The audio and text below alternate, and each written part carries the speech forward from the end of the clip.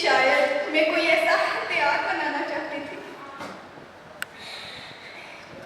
جو کہ دہشت گردی کو فروغ دیتا۔ ہاں، اس کی برداشت میں مجھے 86 سال کی کیس سنائی دی۔ ہاں، جبکہ حقیقتاً میرا خواب یہ تھا کہ میں نظام تعلیم کو تبدیل کروں۔ ہاں، کہ جب کوئی بچہ اسکول سے پاس آؤٹ ہو تو اس کے سینے میں قرآن ہو، اور جب وہ ڈاکٹر بنے تو وہ قرآنی آیات سے سائنسی نکات کی وضاحت کر سکے، اور جب کوئی وکالت پڑھے